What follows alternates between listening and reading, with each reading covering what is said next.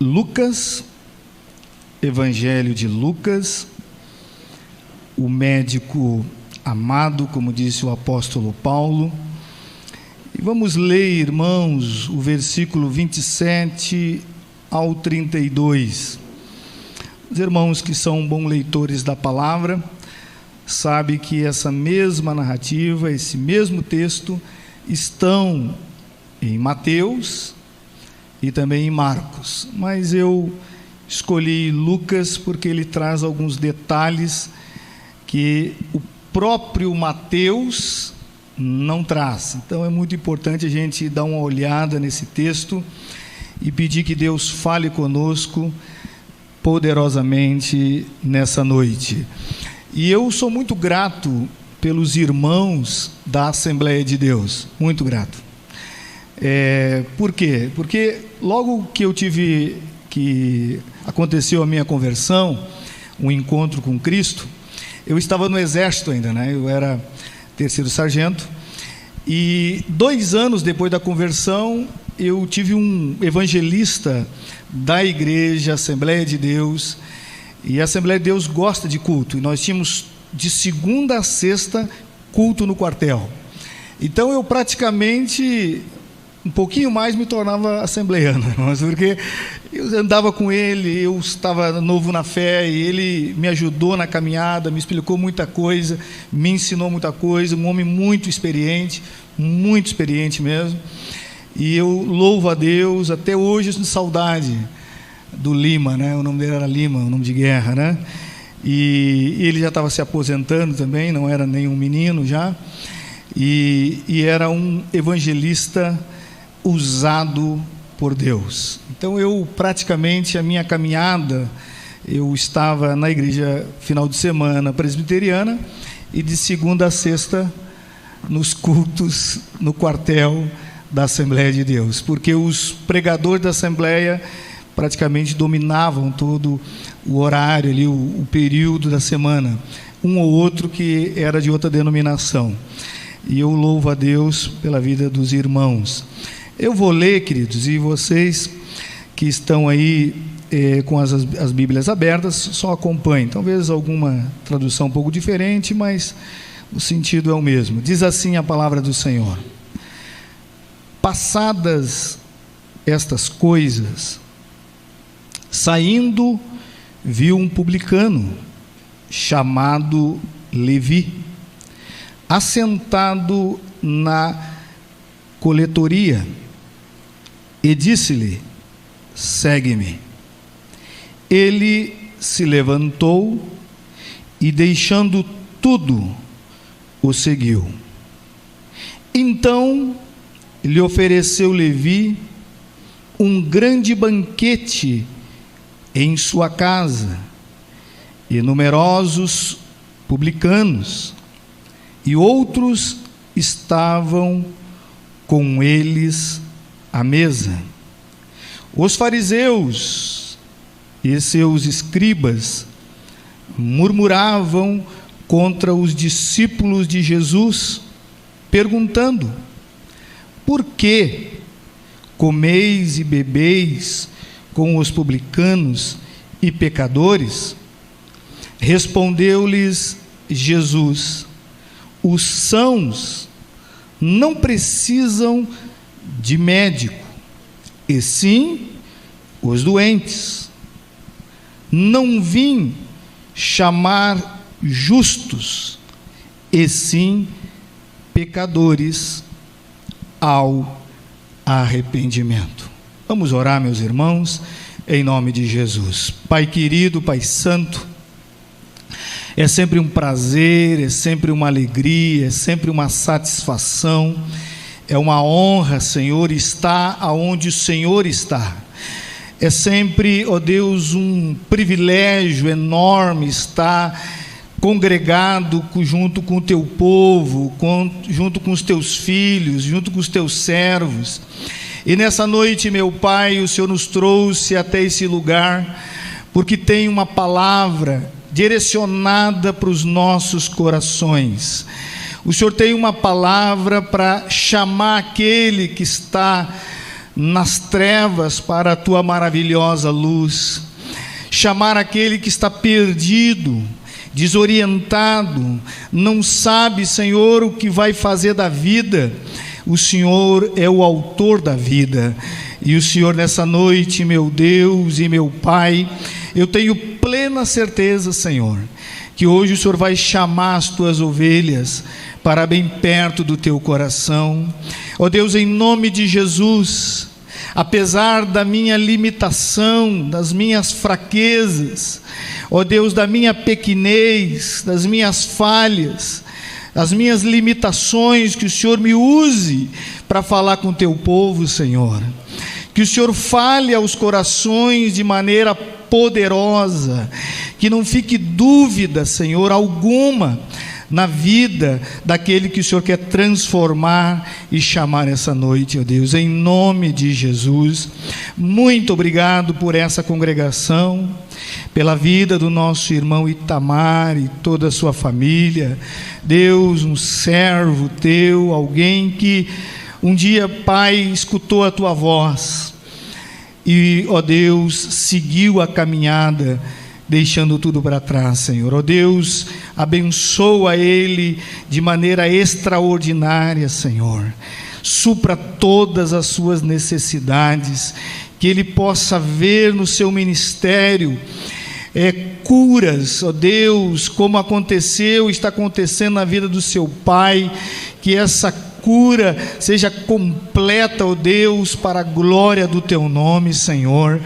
A tua palavra nos mostra e nos ensina, Senhor, que quando nós nos dedicamos a ti, ó Deus, quando nós nos voltamos para ti, o Senhor cuida dos nossos, ó Pai. E em nome de Jesus, que nessa noite, ó Deus, a tua glória, o teu poder e a tua presença se manifeste no nosso meio. Em nome de Jesus.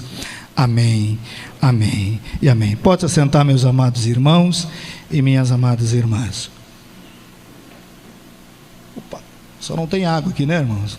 Colocar a água, mas não colocar água no copo aqui, né? Deixa eu tomar aqui, porque depois eu sei que vai ficar difícil tomar água, né?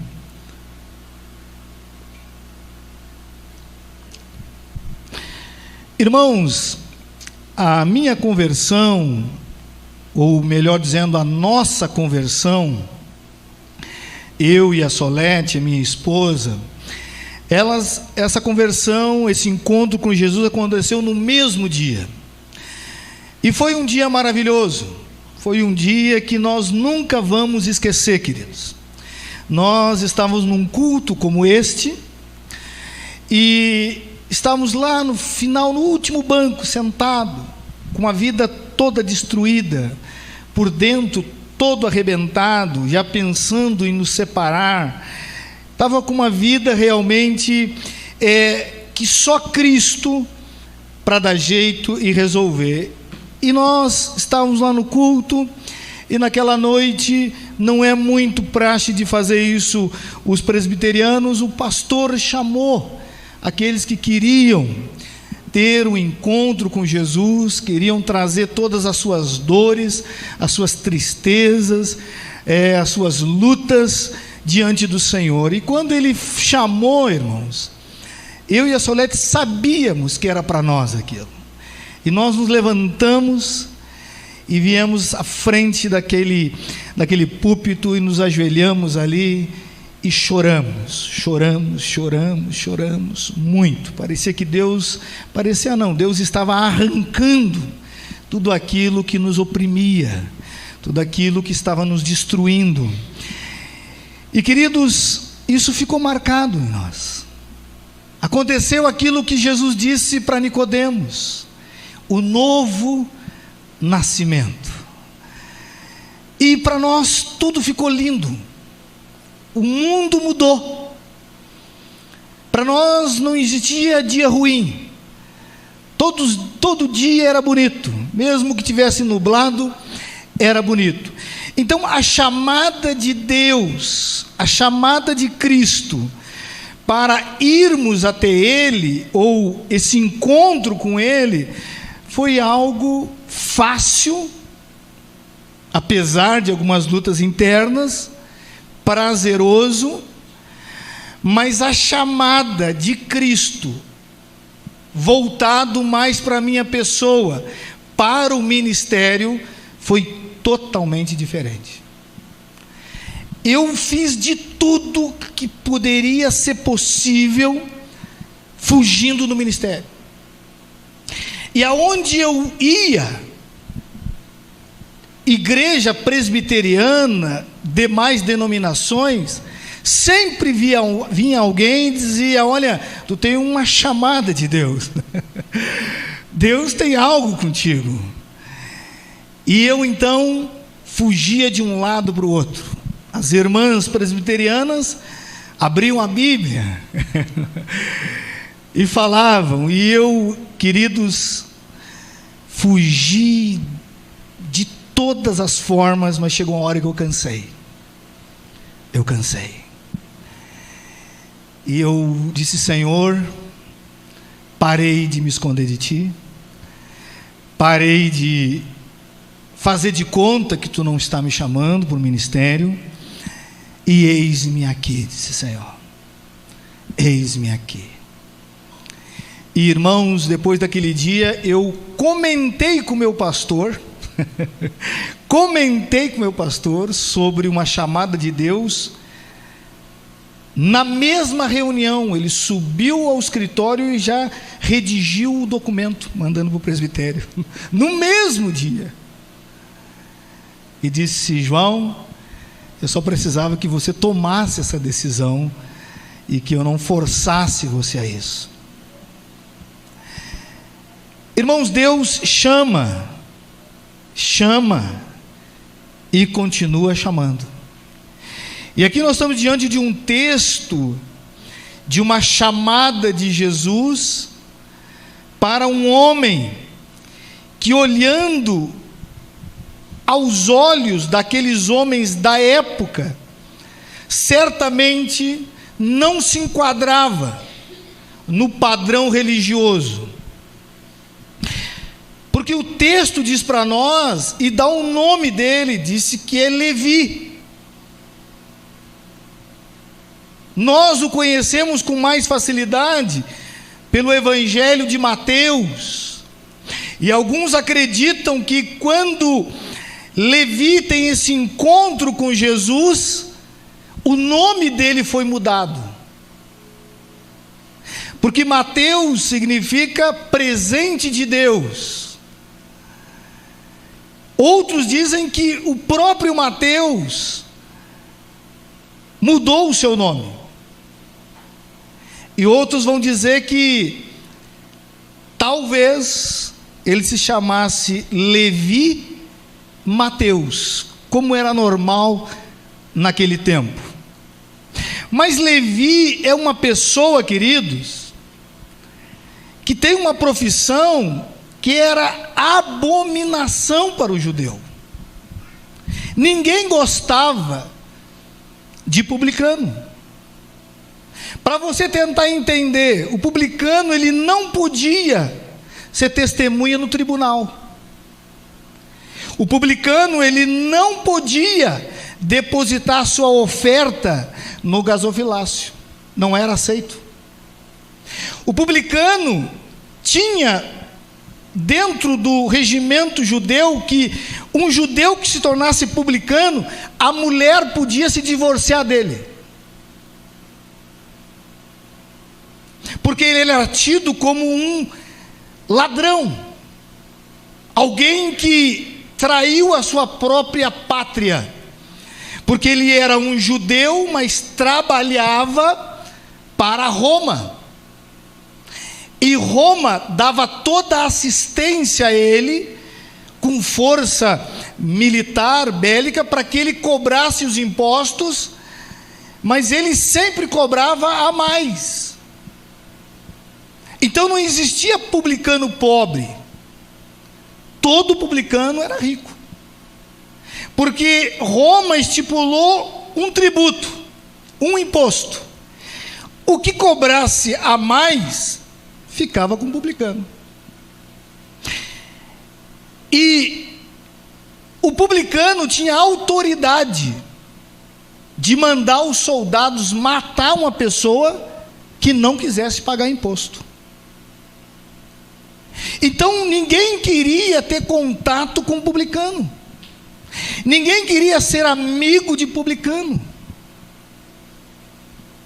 Mas o texto diz para nós, queridos, que Jesus vai a Cafarnaum, que o fato está acontecendo em Cafarnaum.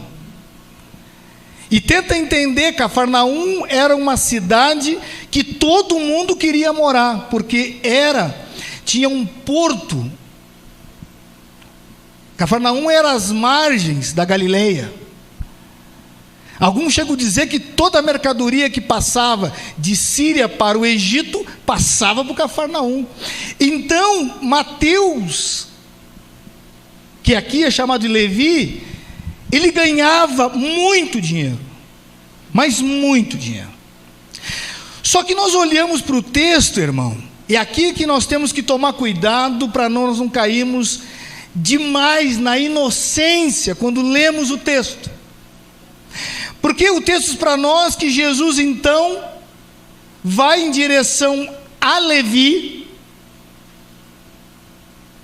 e pega ele no fraga, porque diz que ele está sentado para coletar os impostos, no ato. E Jesus disse: Levi, segue-me. E o texto diz que no mesmo instante, irmãos,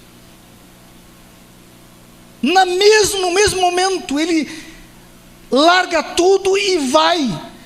Queridos, nós temos que, no mínimo, dar uma olhada para entender o que está acontecendo aqui, porque nenhum ser humano de sã consciência,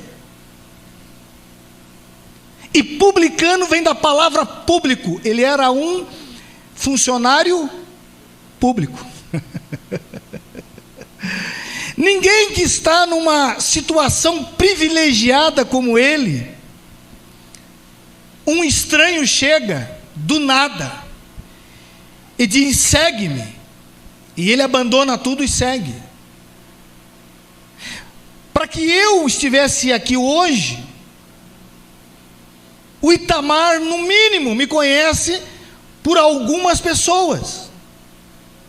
Ele jamais me chamaria aqui se ele não soubesse alguma coisa sobre o meu ministério, sobre a minha pessoa, sobre o meu caráter. Ele não me chamaria aqui, porque no presbitério tem 9 pastores. Está aí o pastor Rogério. Só pela voz dele eu já passaria o microfone, porque ele tem uma voz, ele é chamado voz de trovão, então imagina, né, irmão? Só a voz dele já acabou com o João aqui na frente. Então você tem que entender o seguinte: Jesus era um carpinteiro. Amém, irmãos? Todo mundo sabe disso. Jesus trabalhou como carpinteiro até os 30 anos.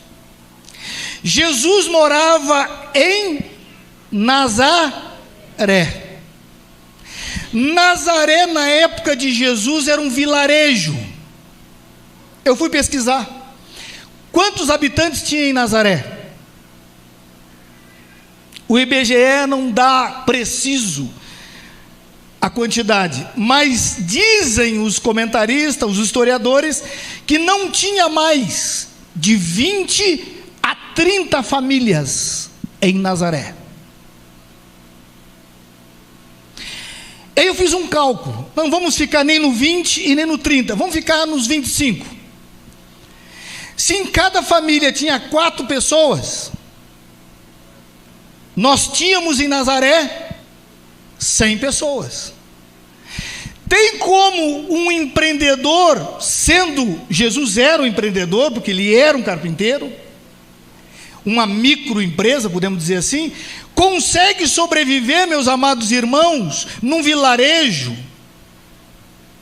com somente 100 pessoas? Presta atenção, meu irmão, presta atenção. Jesus não era conhecido como Messias, Ele não era conhecido como um profeta, mas ele era conhecido como uma pessoa. E é bem provável que Mateus deve ter taxado ele nos impostos, porque ninguém passava em branco. Mateus certamente conhecia o caráter de Jesus. Para você tentar entender, quando Jesus disse que o meu jugo é suave e o meu fardo é leve, ele não está se referindo só ao lado espiritual, porque o carpinteiro naquela época tinha que se levar o animal até a carpintaria dele, e ele fazia um jugo na medida do animal. E dizem que Jesus era o que fazia o melhor jugo que existia em Israel. Então o texto está dizendo também ali que aquele jugo, ele é suave, porque ele é sobre medida. É que nós vamos colocando jugos nas nossas costas, que não é nosso, irmãos. Então você pode pegar aquele texto tanto para o lado espiritual, como para o lado literal. Ele não era um desconhecido como profissional, porque senão ele não conseguiria sustentar a família. E diz os historiadores que José morreu quando Jesus completou 12 anos, porque o nome de José desaparece, só se identifica Jesus como o filho de Maria. Nenhum judeu ia permitir isso, que um homem fosse identificado pelo nome de uma mulher. E se você não sabe, a família que Jesus tinha não era pequena, queridos, e ele era o mais velho. Se José realmente morreu, então ele assume o sustento da casa. Abra sua Bíblia aí em Marcos, vamos ver em Marcos aí. Vamos abrir sua Bíblia em Marcos, capítulo 6. É um livro antes, né? Para você tentar dar para você só saber aí quem era a família de Jesus. Marcos, o capítulo 6. Marcos, o capítulo 6.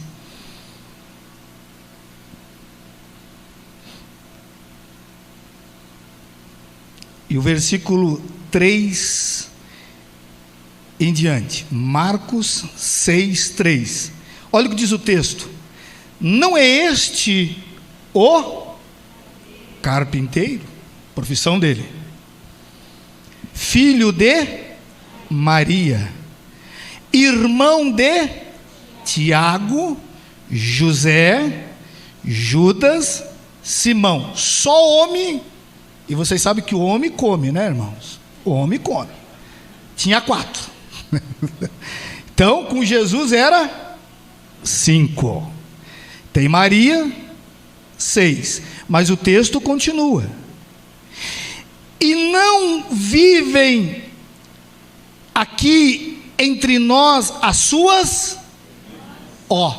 se botou no plural, então tem que ser no mínimo 2.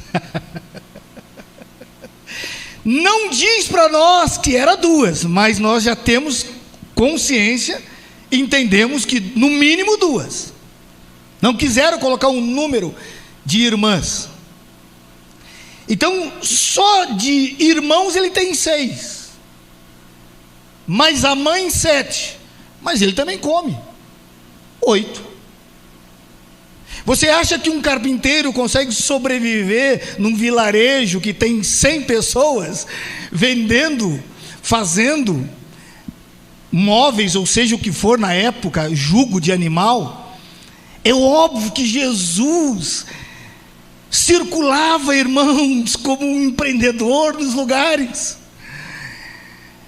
E quando ele começa o seu ministério, aí a sua fama ela aumenta mesmo, mas não mais como um carpinteiro, mas agora como o enviado, o ungido, o Messias. Agora muda-se. É óbvio que Levi também sabe disso. Levi então começa a escutar os rumores. Por quê? Porque no capítulo 6, melhor dizendo, no capítulo 5 de Lucas, ele cura um paralítico em Cafarnaum, e é depois desse episódio que ele vai até Levi. Então Jesus já estava famoso, agora como um mestre, agora como alguém que estava organizando a sua comitiva. Você entende, irmãos, por que quando ele chama Levi, em momento algum ele teme, em momento algum ele dá uma desculpa, em momento algum ele diz o texto que ele vai. Nós temos que tomar cuidado, meus irmãos, para não olhar para os textos muito inocentemente. É o mesmo caso de Davi.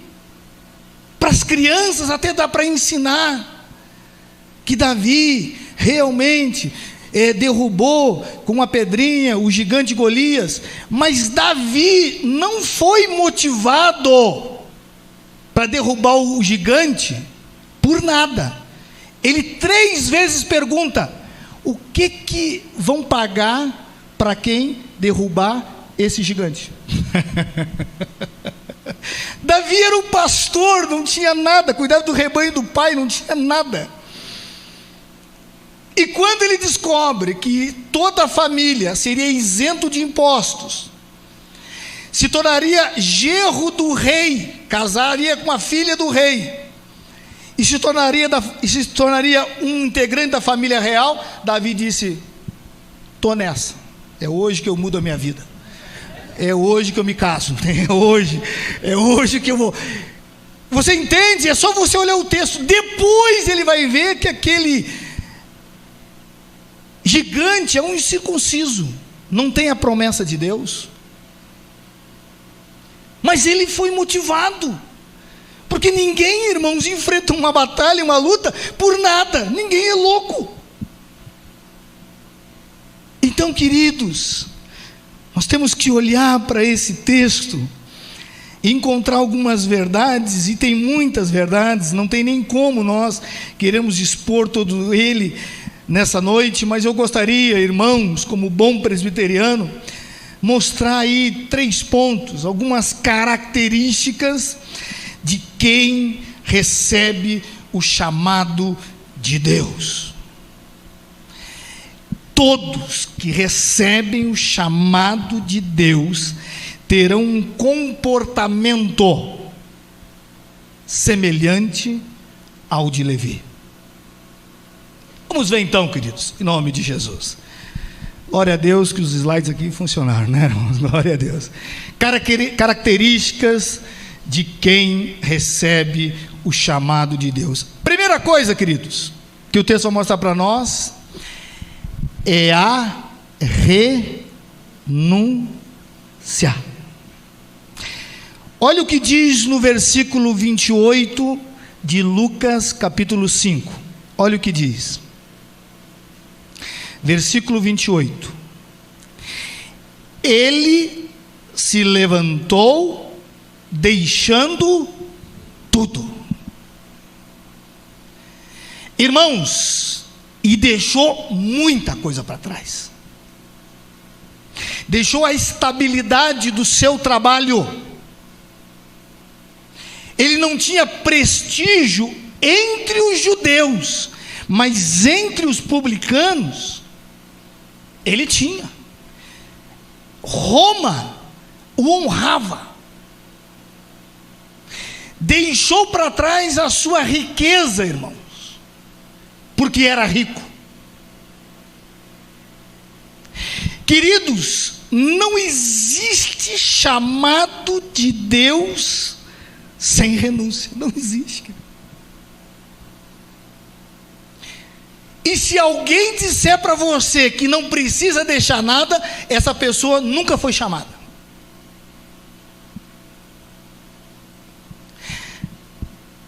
Jesus deixa isso claro nos evangelhos, irmãos.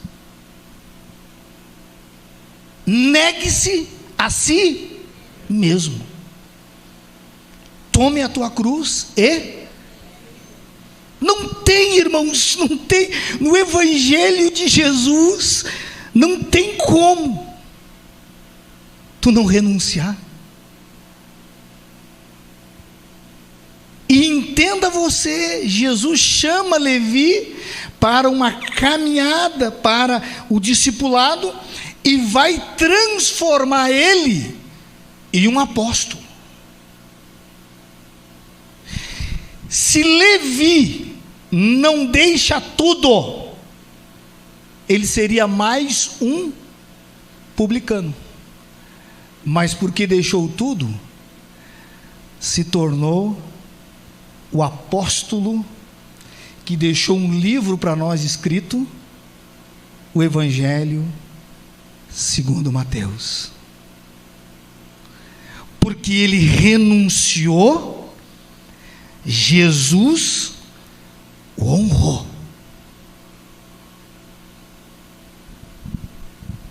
Todos os homens de Deus, todas as mulheres de Deus é assim.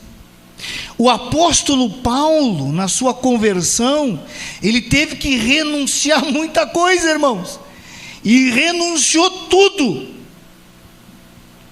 e Deus fez dele então o maior apóstolo, o maior teólogo que nós temos no Novo Testamento. E isso é um fato para nós no Brasil.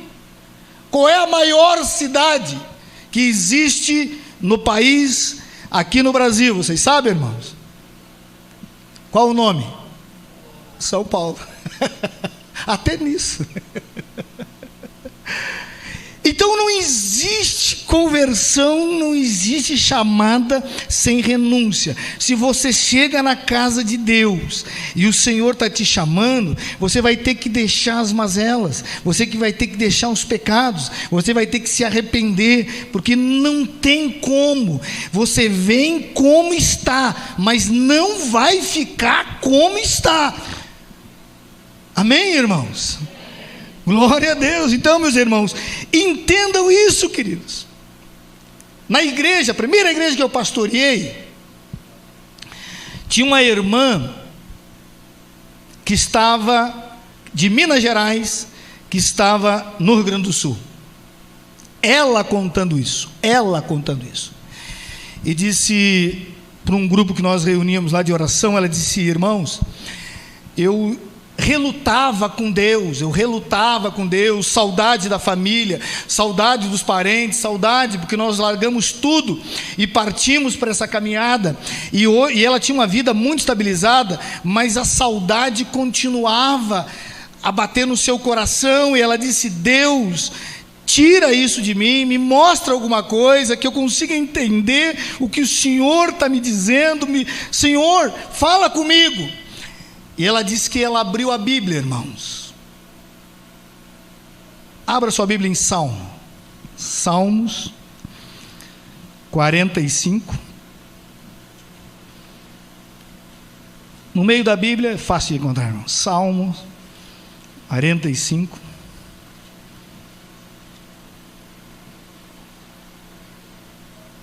E o versículo 10.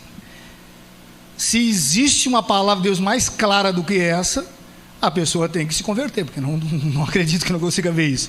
E ela disse que ela abriu a Bíblia no Salmo, e Deus fez ela parar no versículo 10. E olha o que diz o versículo 10 de Salmo 45. Ouve, filha. Ouve, filha, e vê, dá atenção. Esquece o teu povo e a casa de teu pai. Que isso, irmão? Que isso, irmão? Renúncia. Renúncia. Deus estava dando para ela algo que ela nunca ia viver aonde ela estava. Só que o corpo estava lá e o coração em Minas. Depois desse dia, ela disse que nunca mais questionou o Senhor.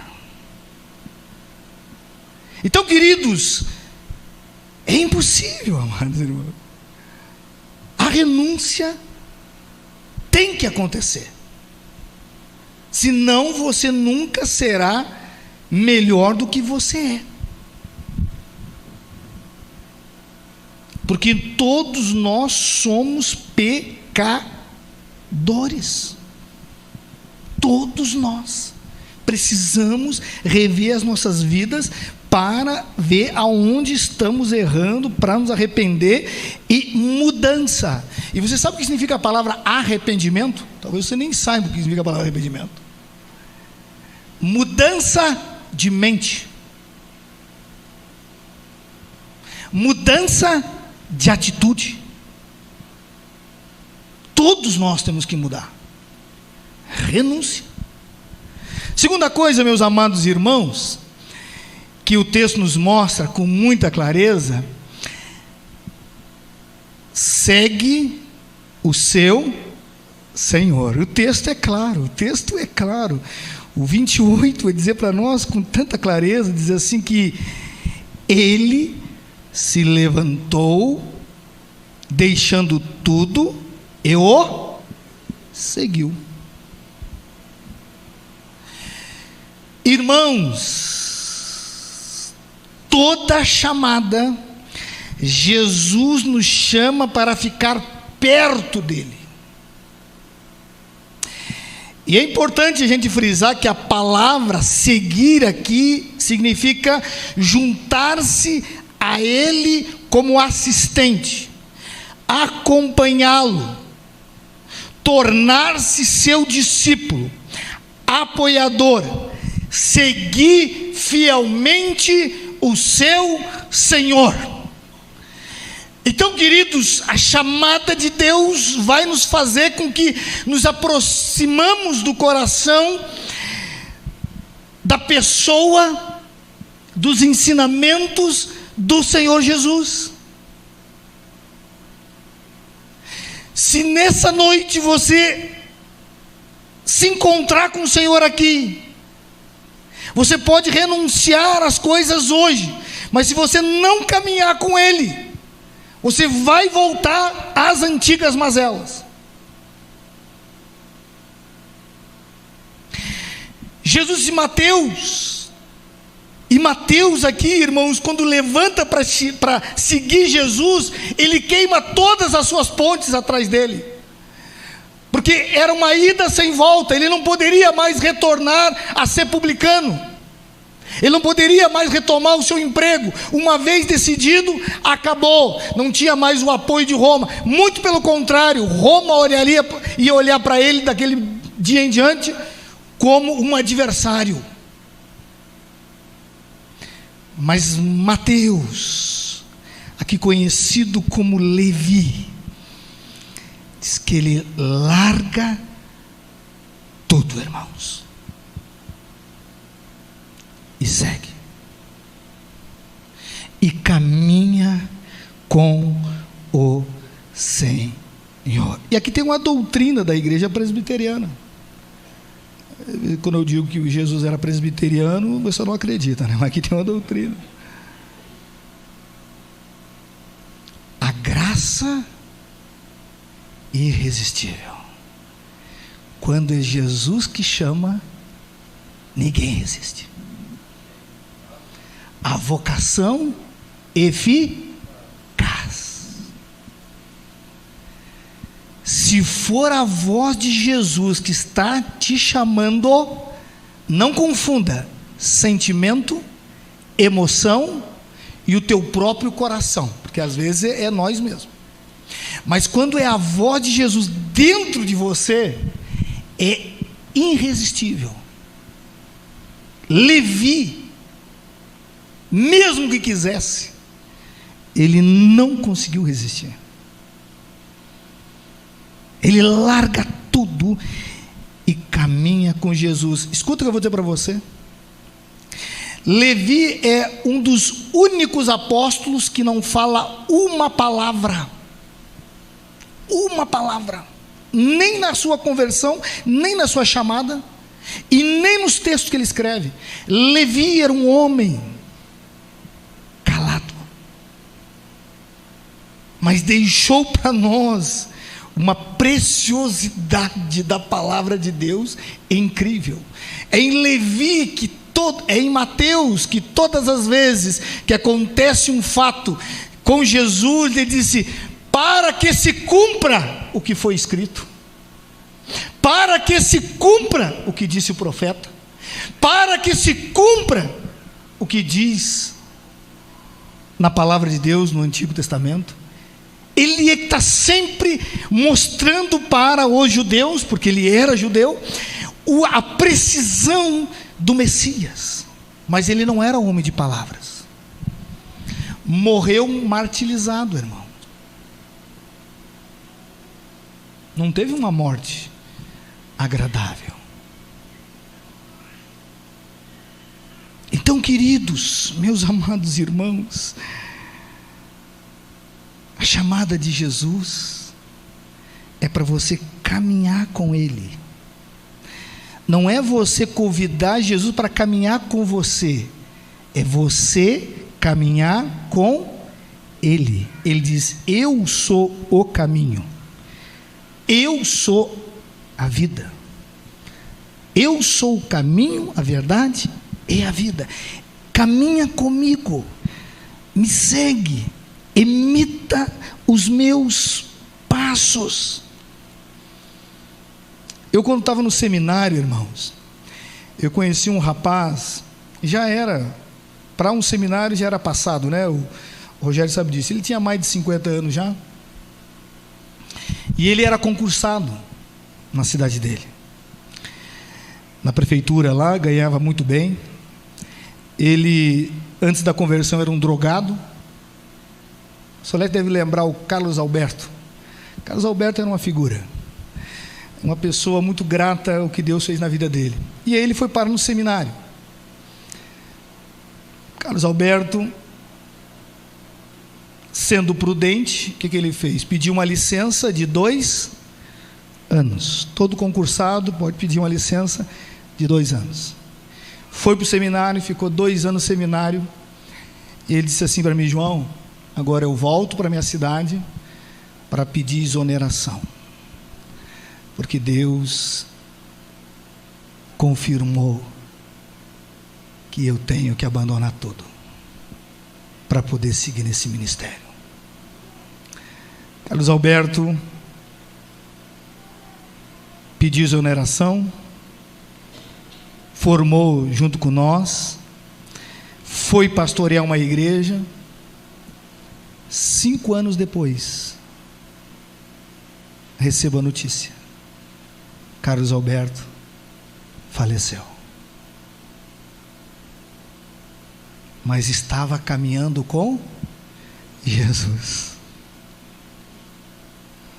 E eu fiquei pensando, disse: rapaz, se esse homem não tivesse tomado essa decisão, teve os melhores anos da vida dele.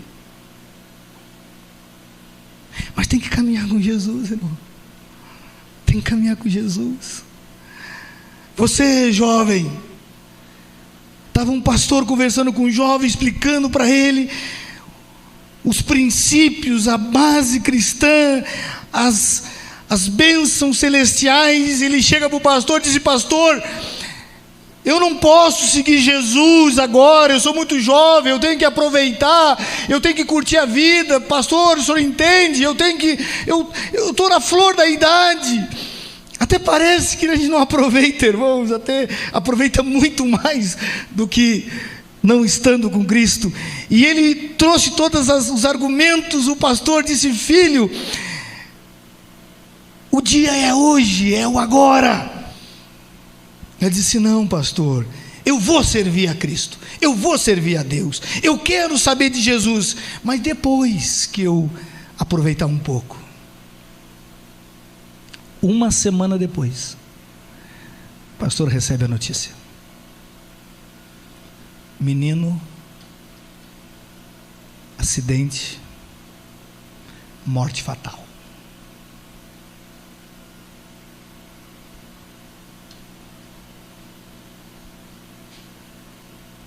Ninguém sabe, irmão. Não sabemos se vamos chegar em Comodoro. Agora o carro está cheio. Eu quero acreditar que todos estão caminhando com Jesus. Então, queridos, se é uma característica daquele que recebe o chamado: segue o seu Senhor, imita o seu Senhor. E nós, presbiterianos, diz que Deus nos predestinou para sermos conforme a imagem do seu Filho. Todo presbiteriano que não segue Jesus é um relaxado, não é nem convertido, porque nós amamos aquele texto, mas o texto nos coloca uma responsabilidade: tem que resplandecer em você a imagem de Cristo. Se tu é predestinado, então tem que aparecer. E eu quero encerrar, queridos, que eu sei que os irmãos gostam de ser fiel ao horário, e eu sou um pastor fiel ao horário. A minha congregação sabe como eu sou, né, irmão? Eu não sou um cara de passar nem um minuto. Vamos lá então, para encerrar, em nome de Jesus. A última característica: produz frutos no reino de Deus. O texto continua, irmãos, por isso que eu quis emendar o outro bloco, e diz assim, olha o que diz o texto, 29, Lucas 5, e o versículo 29. Então lhe ofereceu Levi um grande banquete em sua casa, e numerosos publicanos e outros estavam com eles à mesa. Irmãos, eu acredito que nesse dia aqui, Levi queimou todos os seus recursos, eu acredito, porque a palavra aqui no grego de grande banquete, sabe qual é que é? Mega. Eu acredito que Levi fez uma festa aqui, irmãos, que ele nunca tinha feito. E numerosos publicanos, ele convidou tudo que tinha de publicano em Israel e vizinhança. Chamou todo mundo, porque diz que é multidão, era muita gente. E fala que tinha outros pecadores que também vieram para a festa. E você sabe que dia de festa, onde tem comida, rapaz, até morto ressuscita às vezes para comer o lanche, né, irmão? E aqui, com certeza, irmãos, esse homem investiu pesado. Por quê, queridos? Porque ele sabia o que aconteceu na vida dele, o encontro que ele teve com Cristo, e mudou a sua vida, e ele queria que todos os publicanos tivessem também a mesma experiência, tivesse o mesmo encontro. E nós sabemos que às vezes não acontece, mas ele produziu fruto. Irmãos, o texto ele é sequente, ele não para. Ele diz que no momento que isso aconteceu, ele disse: eu tenho que dar um banquete. E hoje em Cafarnaum não tem gente que vá passar fome.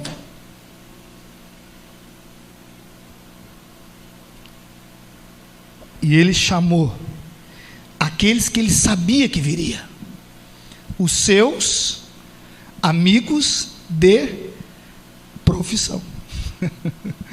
E diz que encheu, e chamou mais uns pecadores. E aí que está a inveja dos fariseus, dos escribas, fazendo crítica. Mas como ele senta com esses homens?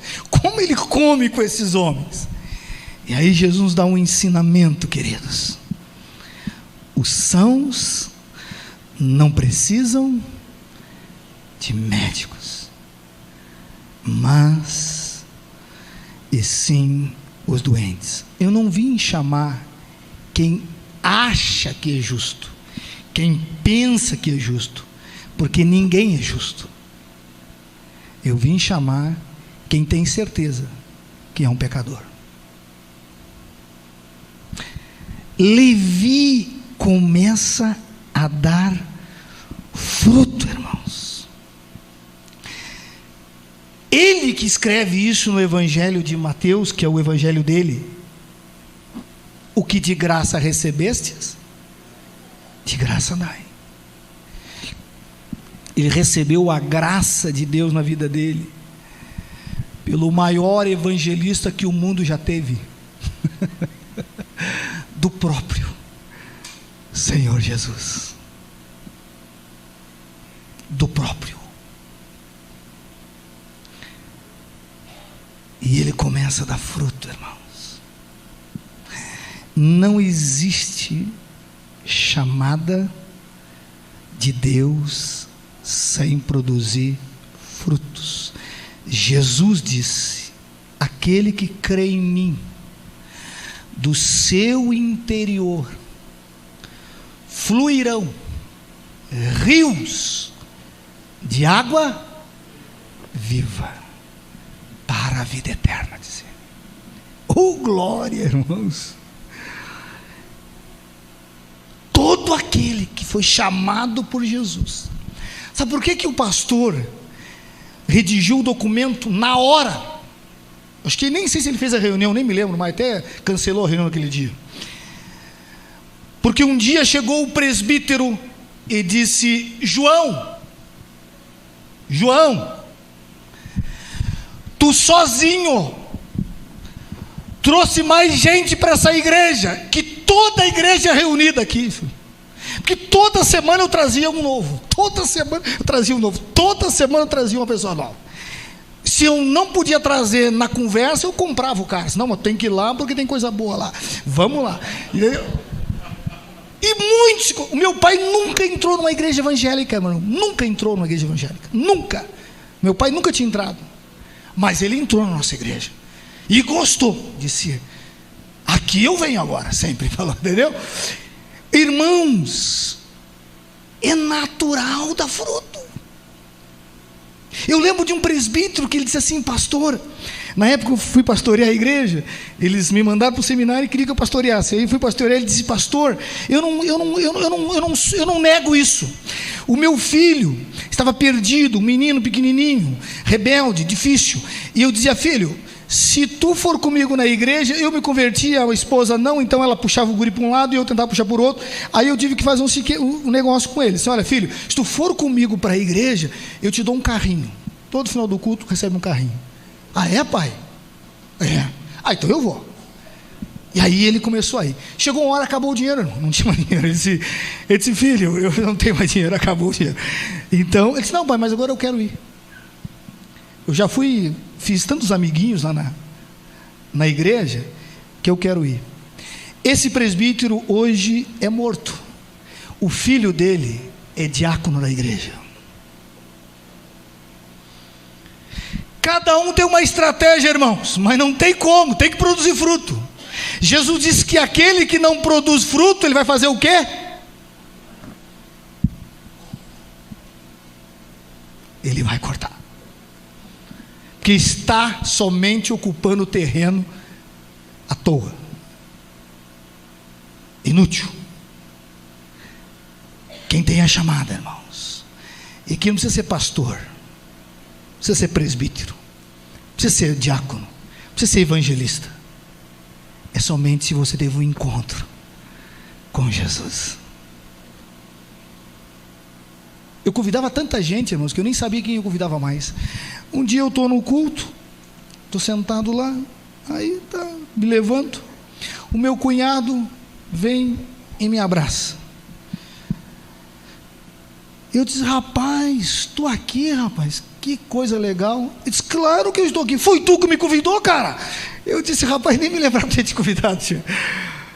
Você está entendendo, irmãos? Você quer passar aquilo para as pessoas, você quer dizer: olha, há solução para o teu problema, há como resolver isso, e está na pessoa do Senhor Jesus. Então, meu querido, meu amado irmão, vamos ficar de pé em nome de Jesus. E que hoje, meu amado irmão, você saia daqui convicto da chamada de Jesus. Eu sei que Jesus está chamando pessoas aqui para um ministério. Eu sei que Jesus está chamando aqui pessoas para caminhar com Ele. Eu sei. Eu disse: Deus, o que o Senhor quer que eu pregue naquele aniversário daquela igreja? E o Senhor disse: vai para esse texto. Nunca preguei esse texto, porque lá tem ovelhas, lá tem gente que eu estou chamando. Eu quero mudar a vida de pessoas. Eu quero nessa noite, meu amado irmão, minha amada irmã, você que tem fugido de Deus, como eu muito fugi,